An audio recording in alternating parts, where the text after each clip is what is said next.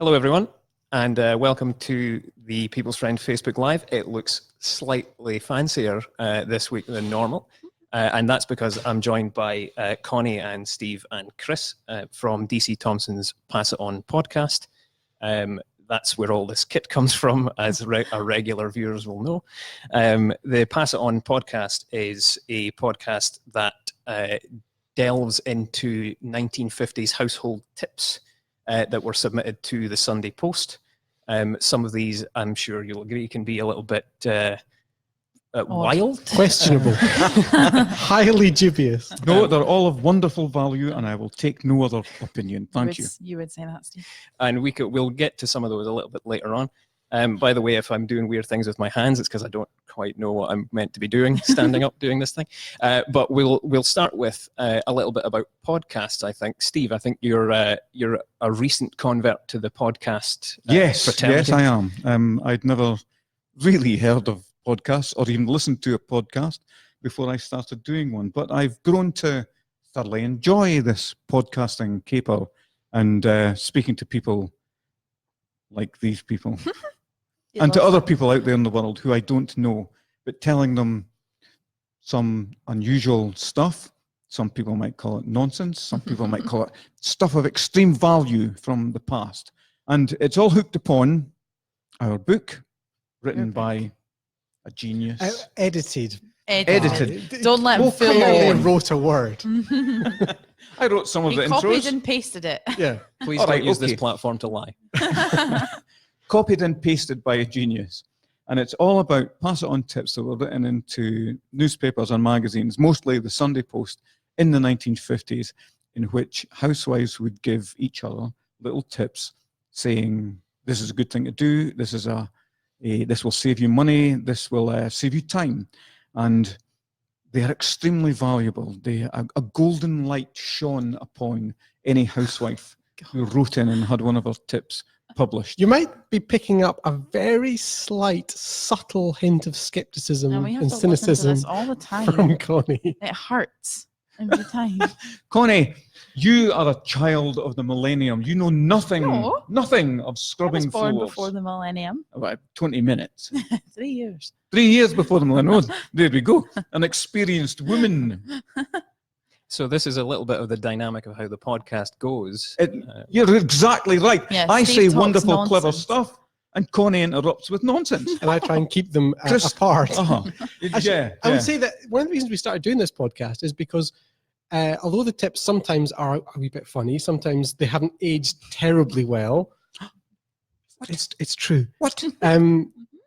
They're an astonishing time capsule of the kind of thinking and the resourcefulness and the endless inventiveness. Yeah. I mean, even Connie would acknowledge that the women, and it was almost always women who wrote into the Sunday Post with these in the 50s and 60s, were smart, capable, self-reliant and inventive people. Yeah, definitely. And we can learn a lot from them. They thought Uh-huh. more than I have ever thought about things, taking more Anything. time and no, steady on. Yeah, they definitely thought and took more care in everything that they did, and like sharpening their knitting needles. I would, if I ever owned a pair of knitting needles, would probably just go and buy another pair. So these are tips. These are tips in the kitchen, cooking tips, cleaning tips. These They are are from lifestyle life. tips. All life is here. Or life It's like hacks. a sort of, it's the best of the world's life. That's a good way to put That's it. Would you give us an example, Mr. Finn? I will Oh, do yeah. that, precisely that. Are you Don't ready? forget your Oh, tell you what else.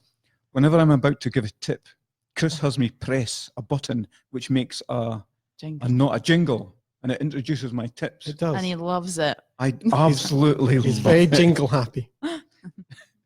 Right, gird your loins, dear listener, reader, whatever you are, Viewer? viewer. Any of the above. Time saver. If you upset a box of butter pins, keep them up with the edge of a postcard, much quicker than picking up by hand, and that's from Mrs. Caldwell, 51 Collinsley Drive, Paisley. And I put it to you, young conifer, that's an excellent Well, tip. first of all, why would you say upset? Why don't you just say knocked it over? And that's just silly. I haven't heard to upset a jar or something I for a know. long time. God, how dare you upset it?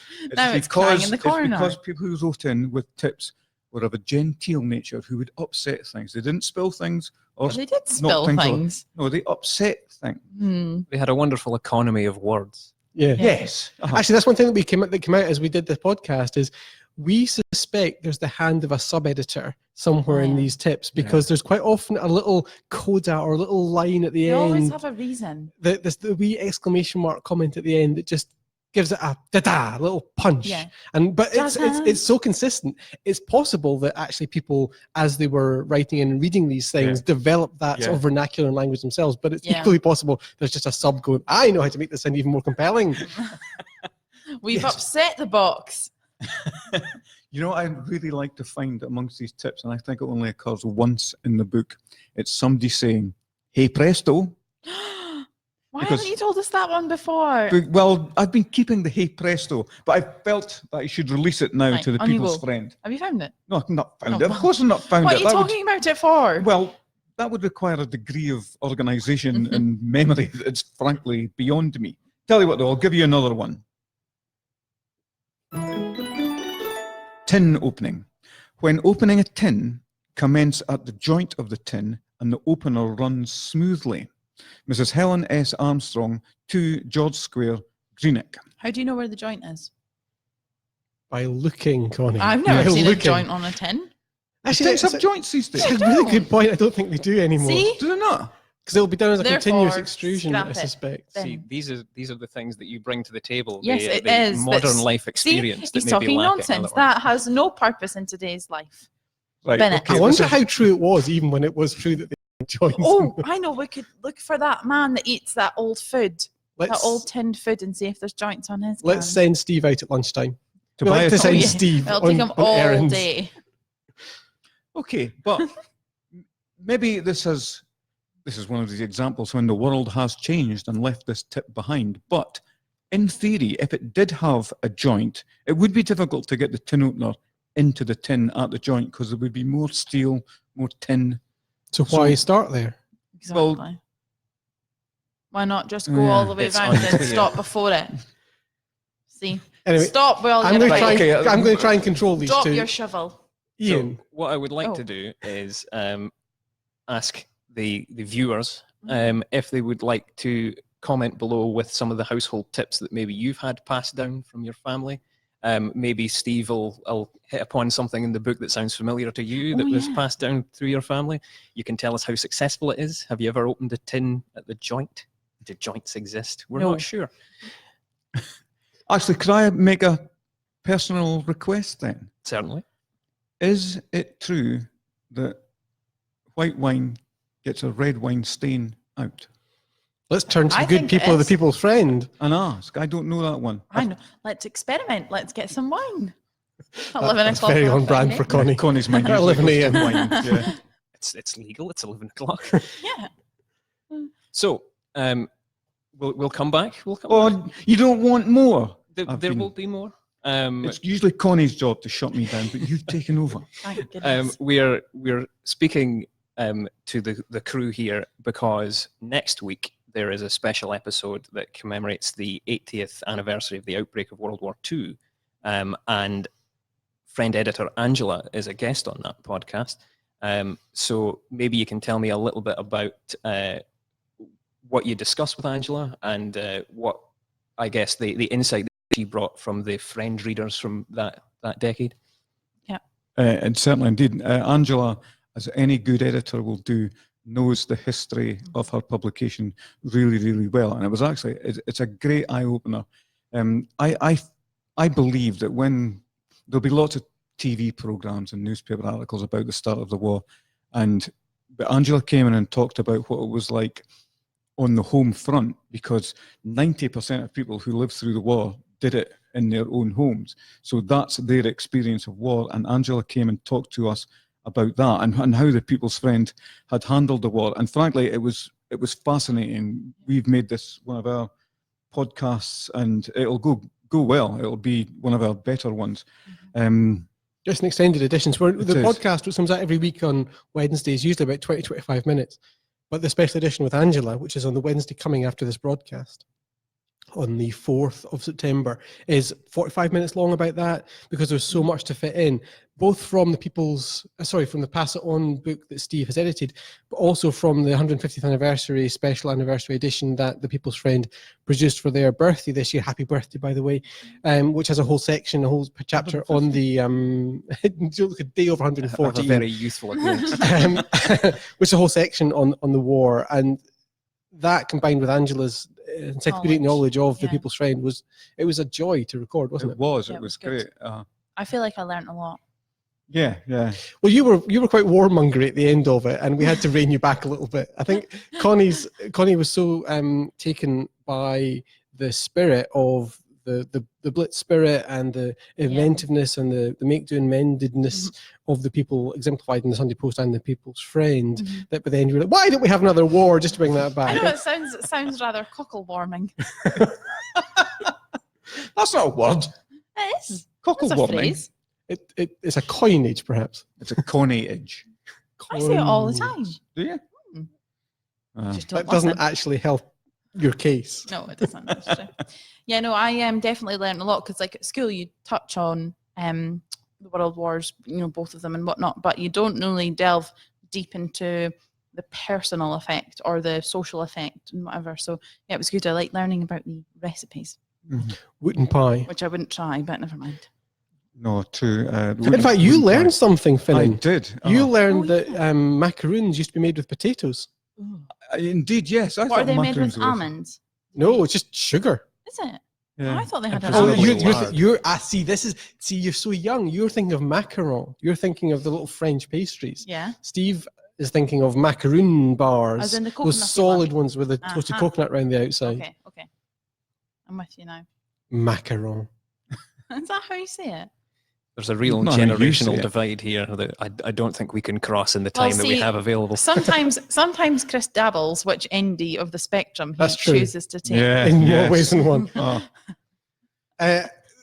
Iain told me before we went live that we quite often get visitors joining us from Australia. So good eye if you are. There was a note about the Australians in the Second World War in the People's Friend anniversary edition from an article written by Robert Wishart, talking about basically embracing, not literally, although possibly, the fighters from other parts of the Commonwealth.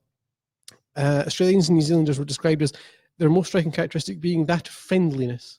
Aw, that's really nice. that's nice. Which was nice. There were less complimentary words used elsewhere, but in that particular, from readers, I should point out. My From- father, who fought through the war, was always really, really complimentary about the Australian regiments, and he would say that they were terrible to be around when you weren't fighting, but when getting a fight and with an Australian next to you, that's a good thing if you got Aussies fighting on your side. Yeah. Is I that- love is the that way tough or Very tough, yeah, okay, and brave and gallant. gallant. That's a good word. That's a big word for a that's good. Friday morning. Do you remember? In fact, I forgot. We've got a jingle for the People's Friend as well. It's that one there. Yes. And before you press that, this is a note about Canadians, which I really liked. Yeah.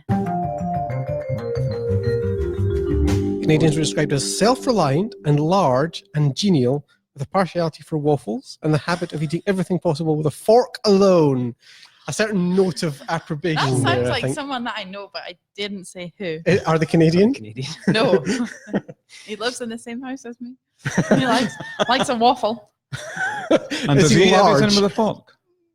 I mean, he probably would eat anything with anything. Soup is presumably a challenge. My poor Not unless it's a minestrone. my poor father, my brother-in-law lives in Japan, and one time he was home, he took my parents-in-law to a Wagamama, a Japanese restaurant, for lunch, and the dad ordered soup, and it came with chopsticks, and he was like, how Surely do you just eat pick soup it up with and chopsticks? slurp it. Poor man. Can we have that jingle? I'd really like just whenever Angela has anything to say in the office. I'd It's- like if she played it for us. Announcement. It's good. It led Could to all your certain People's Friend gravitas. people sit up straight? That is not how Angela speaks. I'm not saying Angela, that if you're Angela was- watching, I'm so sorry. Apologies for. Angela! It was Connie. Sorry. I think we'll go for another tip from the book. Oh yeah. Actually, you're going to love this, all you wine drinkers. Cork raiser.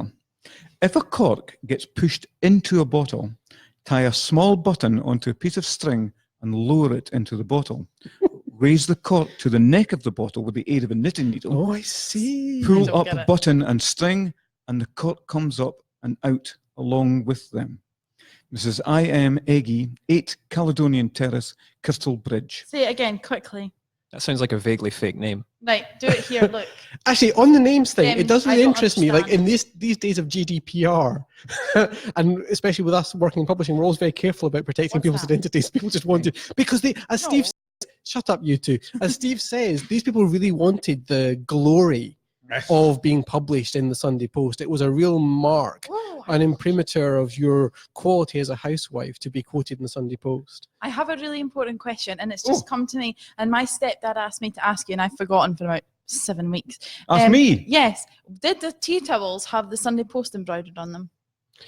The tea towels that Connor's referring to there is Oh, when sorry. you got your tip of the no, it must have been tip of the day. Tip of the day. The best one won a pair, Mark you, Yeah. of tea towels. Yeah. And did they have the Sunday Post embroidered on? Or were they just plain old? Right, I don't Came think they up. were tea towels. I think they were proper towels, which would have been rare You and said tea valuable. towels. It does say tea towels, Oh, isn't does it? it? It says tea Yeah, it definitely towels. does. The Sunday Post. Well, wouldn't you've been be- saying tea towels. When's a pair of tea towels? No, it says that in the. I was going to say it says that in the book, but Steve Okay. compiled the book, so Copied it and pasted. compounded the error. Right, I've always thought of them as towels. Right. I doubt, to be honest, I doubt they had the Sunday Post embroidered Well, upon them. So we would. Although know. that would make them very valuable. Well, that's what we're. If you've got getting at. any kicking around in the attic. Yeah. Can you tell us? Yes. please? If anybody has any, if anybody was a winner, they're probably known famously in their town as a Sunday Post tip giver. That's Probably tea towels. there's these Okay. blue plaques that they put outside And the actually, house. I do have a friend whose mum did win a pair of towels. Well, So I don't Can you know. ask? I doubt. Chris. I don't know if that. No, wait, you've just asked the question now, Connie. I've been meaning to ask it for weeks. Anyway, are you on board with that tip now? But the wine cork. No, sorry. I'm So just cork- asking him to cork demonstrate, goes right? inside cork bottle. inside. How far down? No, like into the wine, Into the wine. floating. Oh, okay. So it's cork. which is what I right? didn't know. It's not what That's cork what means. Anyway, The cork has broken and It's all gone down screw in top now anyway. Well, exactly. Oh, you modern. Bags. But I do have And a bag of wine. I like a box of wine. Right, so the cork has perhaps broken or been shoved down in some other terrible household accident. And it's Uh-huh. floating about in the wine, and you need to get it out. Mm-hmm. So, Button on string. button on string, His memory is going, folks. and then you lift it up with the aid of a knitting needle until it's right in the neck of the bottle. Why don't you just tip it up? What? It What? wouldn't- You the just wine tip would upside come down. out, Connie. You tip it Yeah. upside down into a glass, drink it, into your mouth. throw the bottle away. Fish the You're cork not out. entering into the spirit of the tip. That's We're getting rubbish. it out. That's It's not rubbish. Just Actually, pour it out do you know and what? pick the I think the tip is valid, Sieve it. but it's an awful lot of faff for something that actually just leave the cork there. It's not. It's inert. It's not going to do anything No. to the wine, except perhaps retard its pouring, which might be what's concerning the people here. No, you could shake it up a bit and Shake put it up. There speaks a woman who's never drunk a fine wine with the sediment settled carefully at the bottom. No, well, Buckfast, yeah, and pour it through a sieve. That would do the job, surely. Less fine, more widely available. Yes. Pour it through a Guys, sieve. There's a pub in Glasgow that's going to on draft. Is there? Yeah, Bucky. Bucky. Okay, on I've down. never. Have you had Buckfast? I've never had Yes, Buckfast. It's hideous. I've never tasted it. What have you either. been doing with your life? It's like being punched directly in the stomach, I quite like it. It's a bit like port, but rubbish. but not as classic. Let's invite Yeah. the Portuguese ambassador to an evening celebration. Of Buckfast Oh. and blue cheese. Bucky and blue cheese. So the podcast was born out of Oh, the yes, book, back on. and the book is available from the DC Thomson shop. Oh, yes, it is. Oh, there's a www. promotion code. There is. Can There I is. remember it? No, we're Well, not telling We're anyone. not telling anyone because we want people to listen to the podcast to find out. So if you Oh, so listen we to do. the podcast, and basically to listen to a podcast is really simple. On your phone, your smartphone, you'll probably have a podcast iPad. app already, or iPad, or other smart device. And if you go to that, there'll be a directory you can search. If you just search for Pass It On Tips, you'll find our lovely podcast. And when you listen to that, you will find halfway through a little secret code that you can use at the DC Thomson shop, and that's dcthomsonshop.co.uk. for a 20% discount on both the Pass It On books. And in fact, in Angela's special edition, which comes out on Wednesday the 4th, there is even a discount code for the 150th Two anniversary discounts. book Uh-huh. as well. So if you listen to that episode, you'll find out how to save money on the books and on this. And they are fantastic gifts either for yourself or for somebody who still values the old way of thinking. That's Steve. Yes, I do, and I'm proud to say that. A woman once wrote to me and said she had taken a Pass It On Tips book to visit a very, very old lady in hospital, in a hospice, I think it might have been. And it was the best visit she'd ever had. She stayed twice as long as she usually had.